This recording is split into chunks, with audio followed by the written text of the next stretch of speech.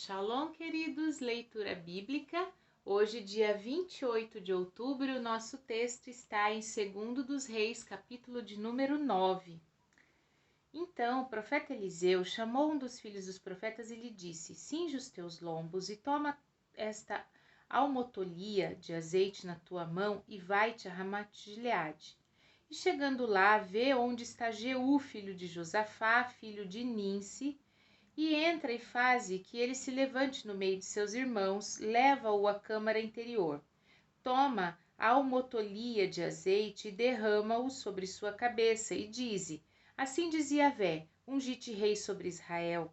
Então abre a porta e foge, e não te detenhas. Foi, pois, o rapaz, o jovem profeta, a Ramote-Gileade, e entrando ele, eis que os capitães do exército estavam assentados ali, e disse: capitão, tenho uma palavra que te dizer. E disse Jeú: a qual de todos nós? E ele disse: a ti, capitão. Então se levantou, entrou na casa, derramou o azeite sobre sua cabeça e lhe disse: assim diz Yahvé, Deus de Israel, ungi-te rei sobre o povo de Yahvé e sobre Israel. Ferirás a casa de Acabe, teu senhor, para que eu vingue o sangue de meus servos, os profetas, e o sangue de todos os servos de Yahvé da mão de Jezabel. E toda a casa de Acabe perecerá. Destruirei de Acabe todo varão, todo o encerrado como o livre em Israel. Porque a casa de Acabe hei de fazer como a casa de Jeroboão, filho de Nebate, e como a casa de Baasa, filho de Aías. E os cães comerão a Jezabel no pedaço de campo de Jezreel, não haverá quem a enterre. Então abriu a porta e fugiu. Saindo Jeú aos servos de seu senhor, disseram-lhe: vai tudo bem? Por que veio a ti este louco? E ele lhes disse: bem conheceis o homem e o seu falar. Mas eles disseram: é mentira, agora fazê-no-lo saber. E disse: assim e assim me falou, dizendo: assim diz Yahvé, ungi-te rei sobre Israel. Então se apressaram e tomou cada um a sua veste e pôs debaixo dele, no mais alto degrau, e tocaram a buzina e disseram: Jeú reina. Assim Jeú, filho de Josafá, filho de Ninsi, conspirou contra Jorão. Tinha, porém, Jorão cercado Ramote-Gileade, ele e todo Israel, por causa de Hazael, rei da Síria. Porém o rei Jorão voltou para se curar em Jezreel das feridas que os sírios lhe fizeram, quando pelejou contra Hazael, rei da Síria. Disse Jeú: se é da vossa vontade, ninguém saia da cidade nem escape para ir anunciar isso em Jezreel. Então Jeú subiu a um carro e foi-se a Jezreel, porque Jorão estava deitado ali. Também Acasias, rei de Judá, descera para ver a Jorão. E o atalaia estava na torre de Jezreel e viu a tropa de Jeú que vinha e disse: vejo uma tropa. Então disse Jorão: toma um cavaleiro e envia-lhe ao encontro e diga: a paz. O cavaleiro foi ao encontro e disse: assim diz o rei, a paz. Disse Jeú: que tens tu que fazer com a paz? Passa para trás de mim. O atalaia o fez saber, dizendo: chegou a eles o mensageiro, porém não volta. Então enviou outro cavaleiro e, chegando a eles, disse: assim diz o rei, a paz. E disse Jeú: que tens tu que fazer com a paz? Passa para trás de mim. E o atalaia o fez saber, dizendo: também este chegou a eles, porém não volta. E o andar parece com o andar de Jeú, filho de Ninsi, porque anda furiosamente. Então disse Jorão: aparelha o carro.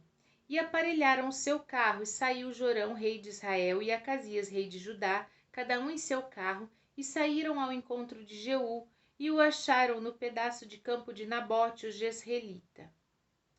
E sucedeu que, vendo Jorão a Jeú, disse: a paz, Jeú. E ele disse: que paz, enquanto as prostituições da tua mãe Jezabel e as tuas feitiçarias são tantas?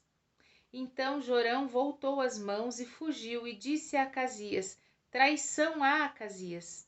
Mas Jeú entesou o seu arco com toda a força e feriu a Jorão entre os braços, e a flecha lhe saiu pelo coração, e caiu no seu carro.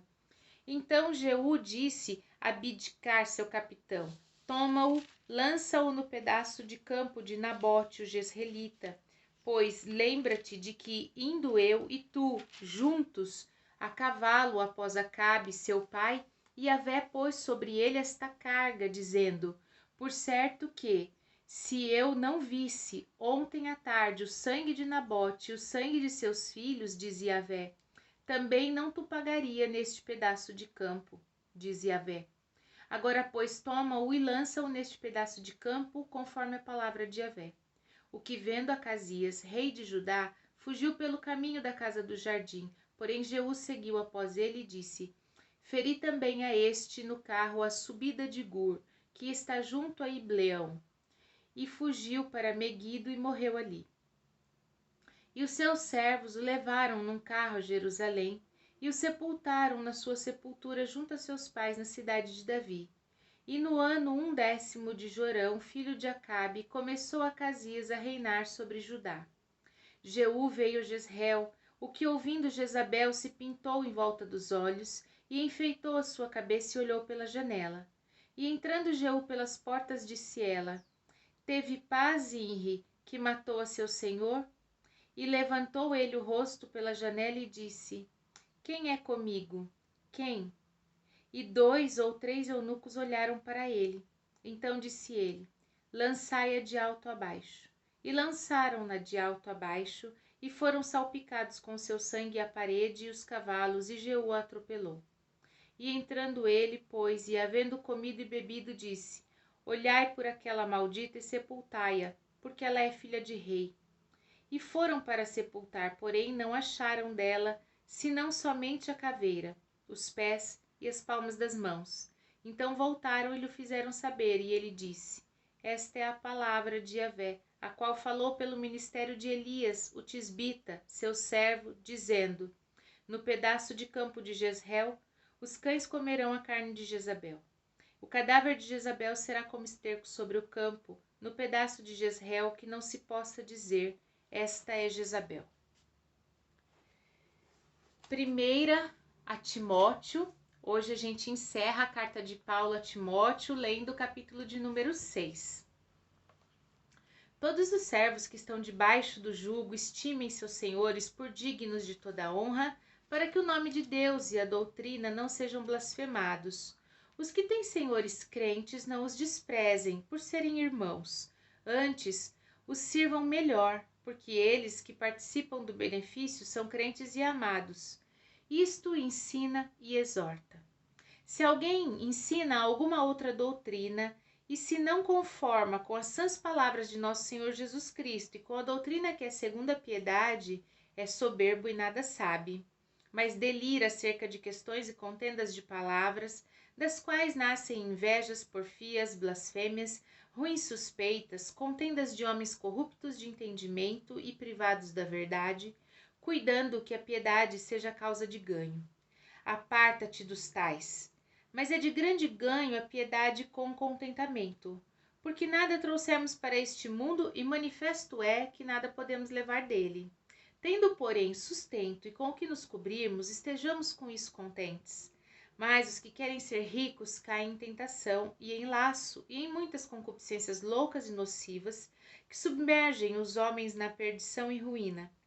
Porque o amor do dinheiro é a raiz de toda espécie de males, e nessa cobiça alguns se desviaram da fé e se traspassaram a si mesmos com muitas dores.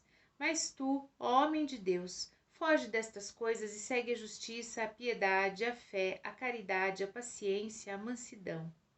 Milita a boa milícia da fé, toma posse da vida eterna para a qual também foste chamado, tendo já feito boa confissão diante de muitas testemunhas. Mantendo-te diante de Deus, que todas as coisas vivifica, e de Cristo Jesus, que diante de Pôncio Pilatos deu testemunho de boa confissão, que guardes este mandamento sem mácula e repreensão, até a aparição de nosso Senhor Jesus Cristo, a qual ao seu tempo mostrará o bem-aventurado e único poderoso Senhor, Rei dos reis, Senhor dos senhores, aquele que tem, ele só, a imortalidade e habita na luz inacessível, a quem nenhum dos homens viu nem pode ver, ao qual seja honra e poder sempre eterno. Amém.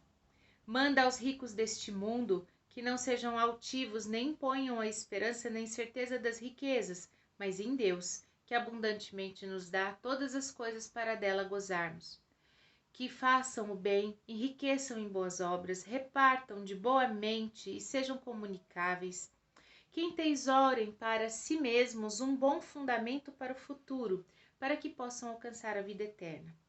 Ó Timóteo, guarda o depósito que te foi confiado, tendo horror a clamores vãos e profanos e as oposições da falsamente chamada ciência, a qual, professando-as alguns, se desviaram da fé.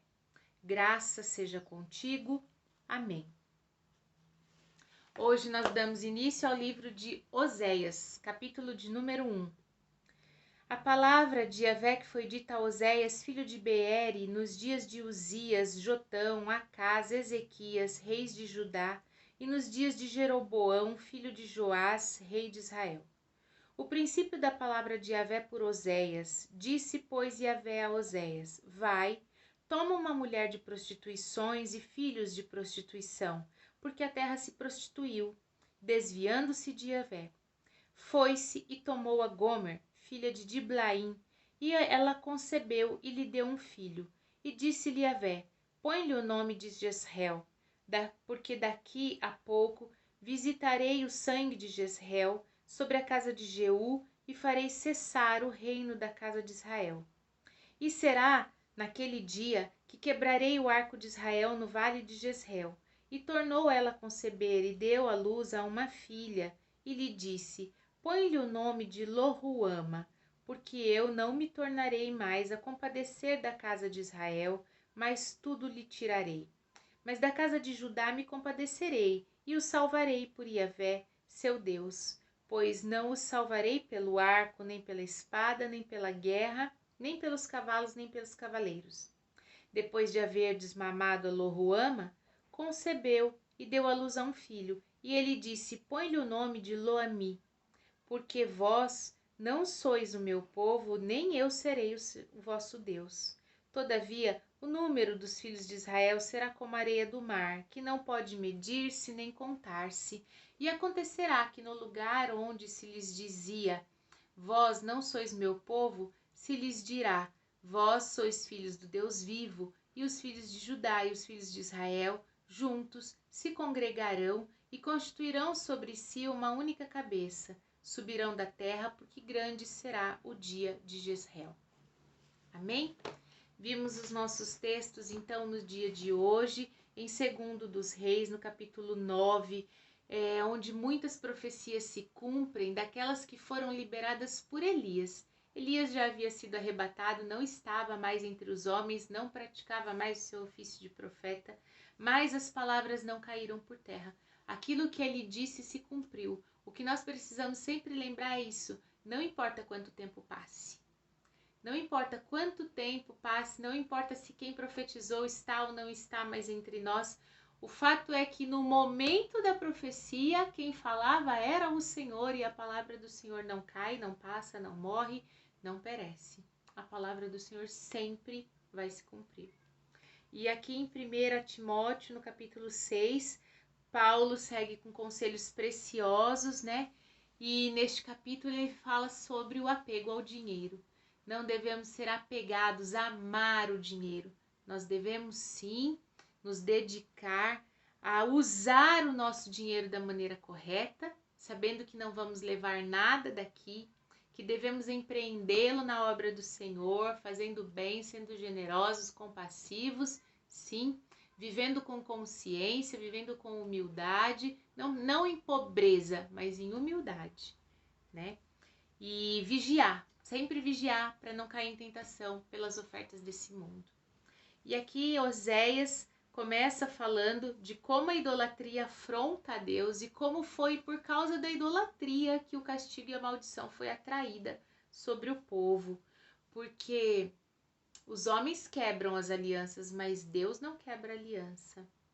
Então, apesar de vir o castigo, ainda assim Deus mantém a sua palavra dizendo que haverá um povo que é amado, salvo, escolhido, e esse vai ser restaurado. Amém? Vamos orar? Pai Santo, bendito, maravilhoso, Deus fiel, Deus justo, nós trazemos este dia diante de Ti, Pai, te louvando e agradecendo pelo Teu amor e a Tua misericórdia. Obrigada, Pai, porque podemos confiar na Tua palavra, uma palavra fiel que há de se cumprir, não importando circunstâncias, não importando, Senhor, qualquer adversidade ou qualquer evento. A Tua palavra é inabalável e ela será cumprida sobre as nossas vidas. Que nós possamos sempre nos apegar à Tua palavra, Pai. E em nome de Jesus que saibamos viver de maneira humilde, digna, correta e próspera, para que tudo aquilo que tivermos seja bem empregado na obra do Senhor, no socorro ao aflito, ao necessitado, Pai, e nas boas obras para este mundo. Te louvamos e bendizemos em nome de Jesus. Amém. Shalom!